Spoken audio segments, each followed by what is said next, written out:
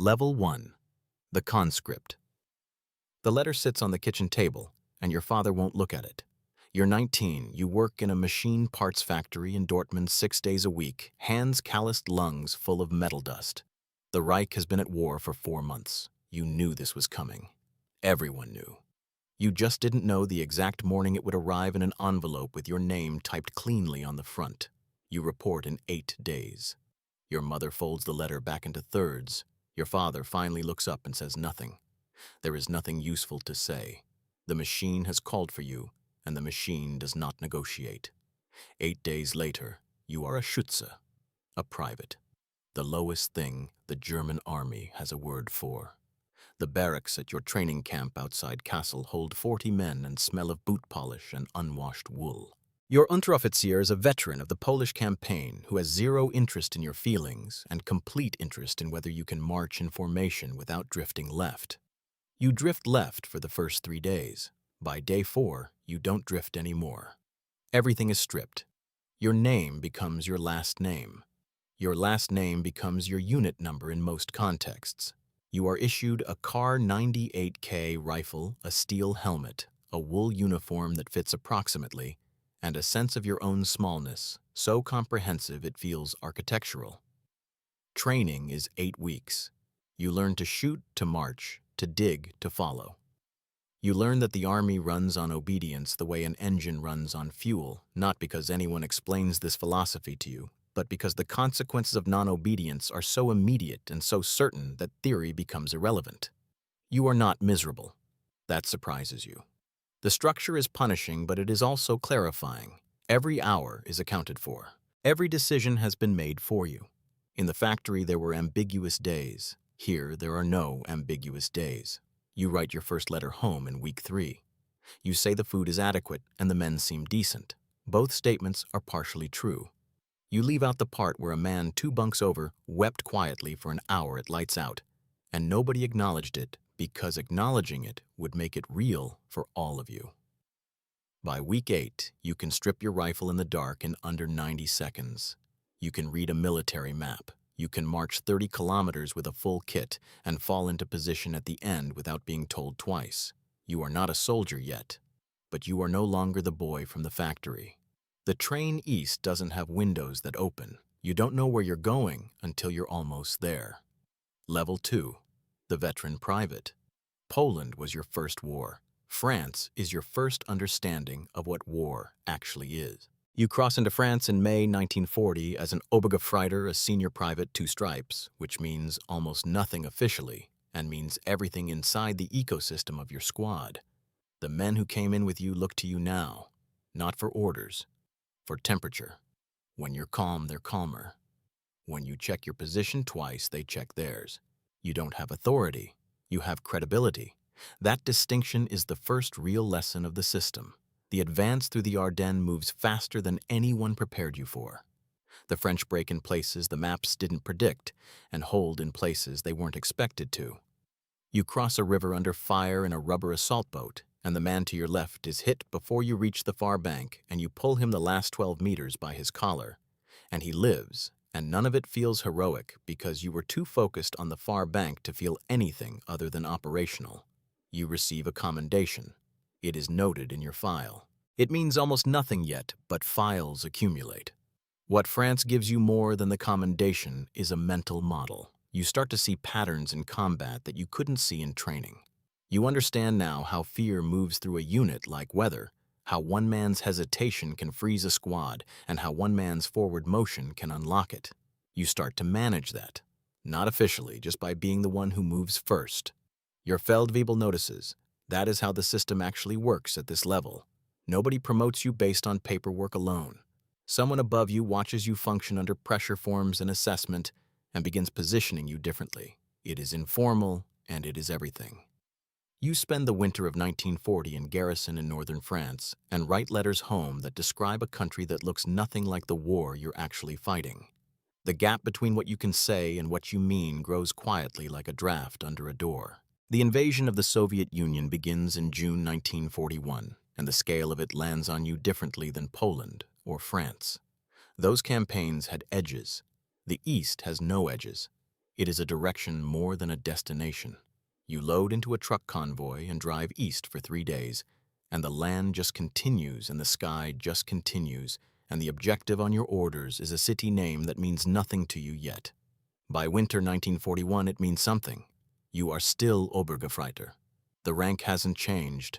Everything else has. Level 3. The squad leader. The promotion to Unteroffizier happens after Moscow. Not because of Moscow specifically, because your Feldwebel is dead after Moscow, and your lieutenant needs someone who can be trusted with 8 men, and you are the only candidate who has been in the unit long enough to know all their names and how they function.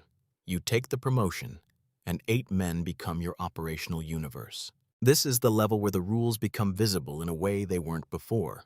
Below Unteroffizier, the rules are simple: comply, survive, perform. At Unteroffizier, the rules split. You still answer completely upward, and now you are answered to completely from below. You live in the exact middle of the pressure, absorbing it from both directions. You learn your men the way you learned the rifle, systematically, deliberately, until you can operate the knowledge without thinking about it. Brandt freezes in the first 3 seconds of unexpected contact, then recovers fast. Weber is steady under fire, but unreliable with equipment maintenance. Cole is the best shot in the squad and knows it, which makes him difficult to position because he always wants the longest range assignment. You manage all of this with no manual, no training course, and no margin for significant error, because errors at squad level have immediate human consequences. The Eastern Front in 1942 is a different war than the one you entered. The early momentum is gone. The Red Army that broke in 1941 is not the Red Army you're fighting now. They've adapted. Their coordination is improving. Their equipment is arriving in quantities that your supply chain cannot match. You know this the way ground-level soldiers always know things before the command structure acknowledges them, through pattern recognition, through what you see on the days when the fight doesn't go the way the officers expected. You start making small, unauthorized adjustments. Nothing dramatic. A patrol route modification. A position shift before dawn that puts your men on better ground than the designated coordinates. Each one is a minor deviation. Each one so far has been correct. You are 21 years old. You have been in the Army for 2 years. You have seen enough dead men to have a working relationship with the concept rather than a fresh terror of it. That numbness is useful. You know it's also a cost, and you file that knowledge somewhere you don't visit often. The moral clarity of the letters you wrote home in 1940 is no longer available to you. You have done things in the field that the letters can't contain. You write about weather. You write about the food. You ask about your father's health. The letters get shorter. Level 4. The sergeant. Feldwebel. The men don't stand differently when you walk in. It's more subtle than that. There's a half-second recalibration when you enter a space, a slight adjustment in posture in the direction of attention that wasn't there before. You notice it the first week. By the 3rd week, you've stopped noticing because you've stopped thinking about it as an external phenomenon. It's just the environment you operate in now. You are responsible for a platoon strength element of 32 men in Kharkov in the winter of 1942. The city fighting is unlike anything the tactical manuals addressed. Every building is a problem to be solved with different variables, angles, entry points, the likelihood of a Soviet position in the upper floors versus the basement. You become fluent in this specific geometry faster than you expected. Fluency in necessary things happens quickly when the alternative is not happening. You lose 6 men in 18 days. You know all their names and the specific details of how each one died, and you process this information operationally, what it tells you about the threat pattern, what it tells you about how to move your remaining men, and you do not process it emotionally in the field, because emotional processing in the field is a liability with a very specific cost structure. You process it at night, briefly. Then you stop because the morning comes with its own requirements. The promotion to Feldwebel brought a pay increase of 42 Reichsmarks per month. It also brought a separate sleeping space from the enlisted men. That separation is not incidental. The Army builds it into the structure deliberately because the authority relationship requires a certain distance. You understand this. You still feel it on the first night, lying in a space separated by 12 feet and a half wall from men you fought beside for 2 years. The distance is the beginning of the isolation. You don't have a word for that yet. You'll have the experience for it long before you find the word. Level 5. The officer. The letter from Officer Candidate School arrives in early 1943, and it feels less like an opportunity than a reclassification. You spend 4 months in the classroom: theory of mobile warfare, logistics doctrine, command responsibility frameworks. You are surrounded by younger men with university degrees who have theory without experience, and you have experience without formal theory, and the school is trying to make both groups into the same thing. You absorb what's useful and quietly discard what isn't.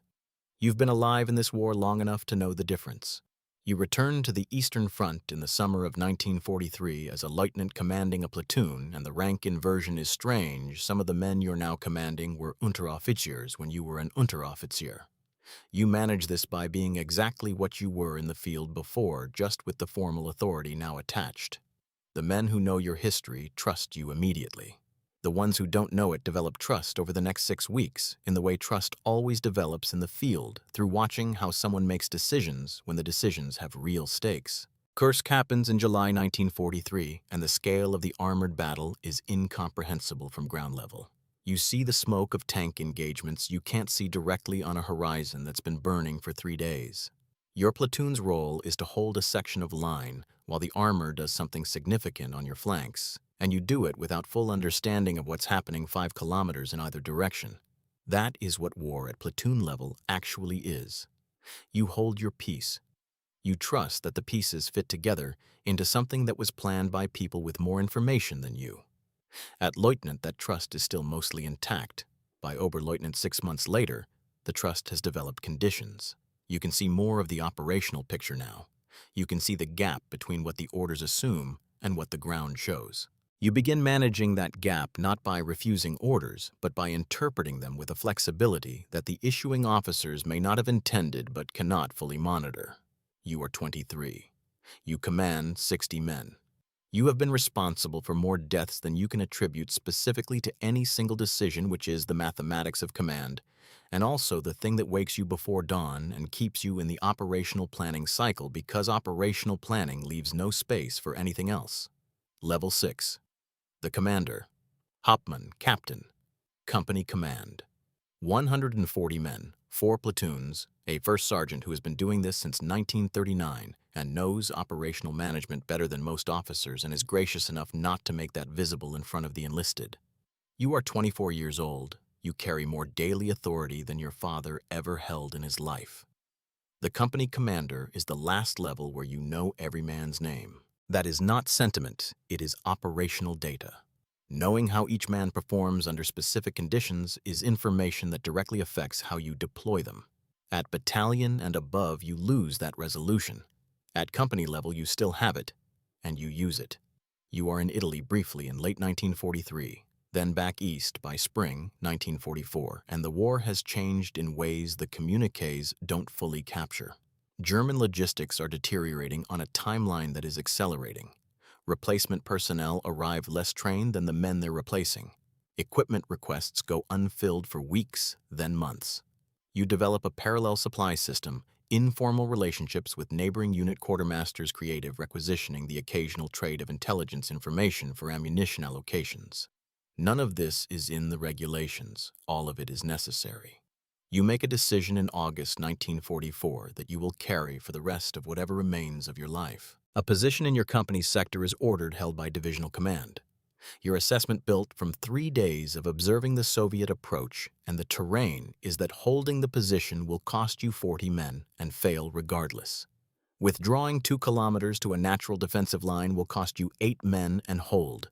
You withdraw. You write the report in language that describes the withdrawal as a tactical repositioning consistent with the intent of the divisional order, while acknowledging the letter of the order was not followed.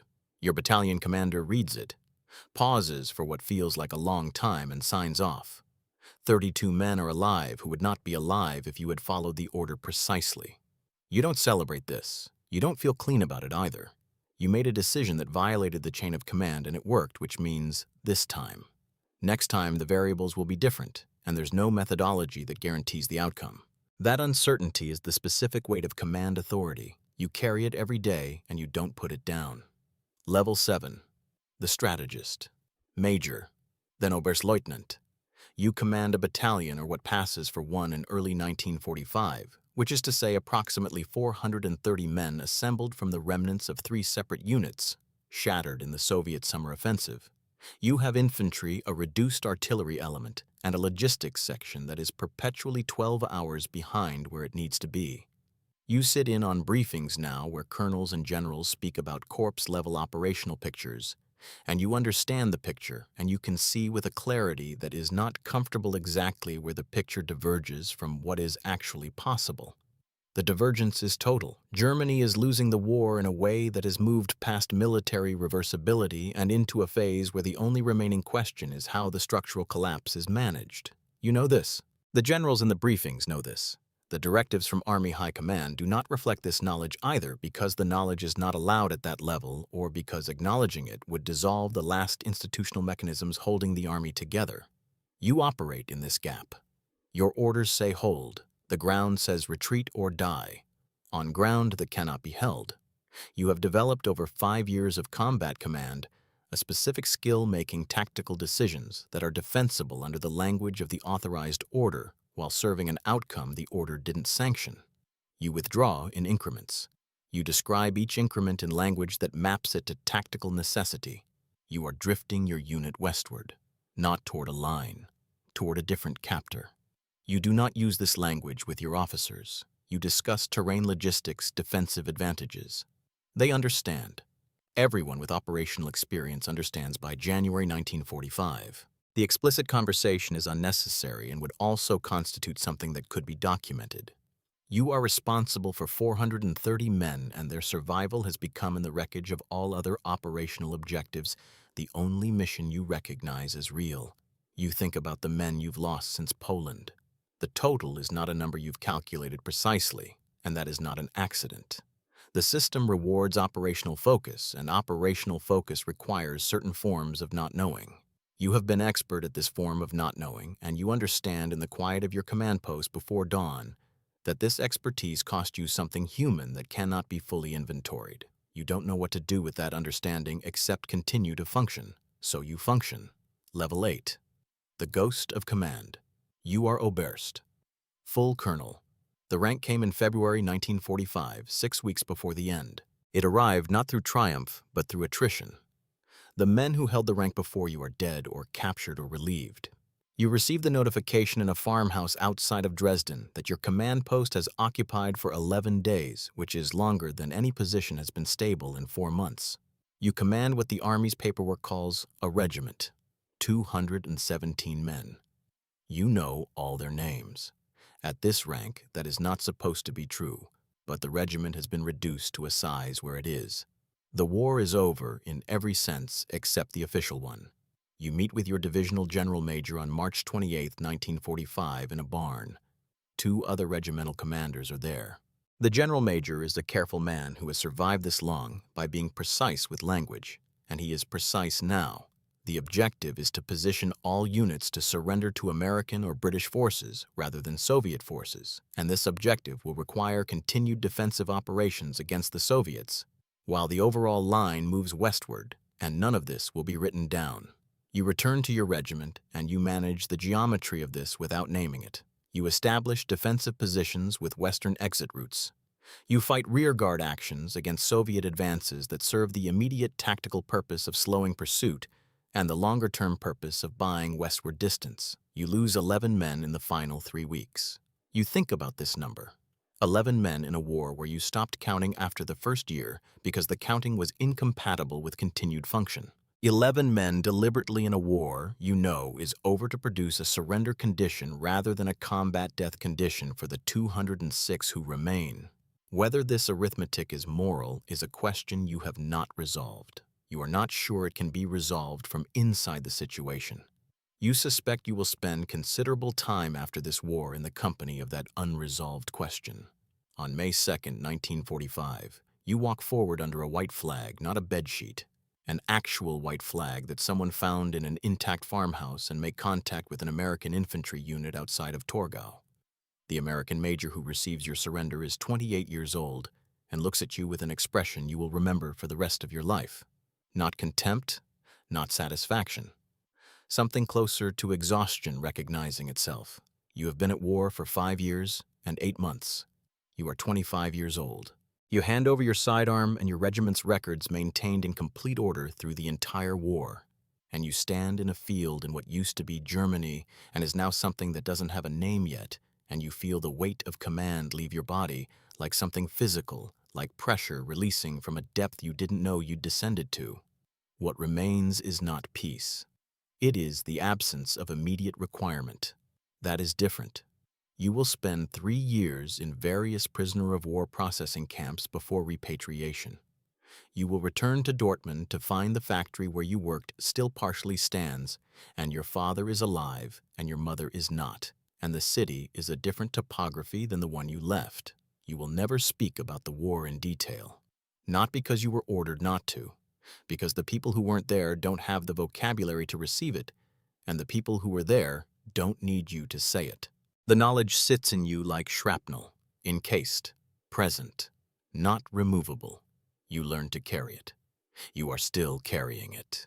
You always will be. The cycle. Somewhere in Germany tonight it is 1939. It is always 1939. Somewhere in the machine, an envelope is sitting on a kitchen table. A boy of 19 is looking at it. His father won't look at it. His mother already knows what it means. He reports in 8 days. He doesn't know yet what 8 days is the beginning of. He doesn't know about the rubber boats, the frozen steppe, the 12 men he'll carry in his mind for the rest of his life. He doesn't know what the cold in the East actually feels like, or what it costs to make the decisions he'll be asked to make, or what kind of person he'll be on the other side of those decisions, whether there is another side, or whether the person who goes in and the person who eventually comes out are different enough to need different names. He picks up the envelope. He doesn't know what he's picking up. The machine doesn't explain itself. It never does. It just waits for the next one.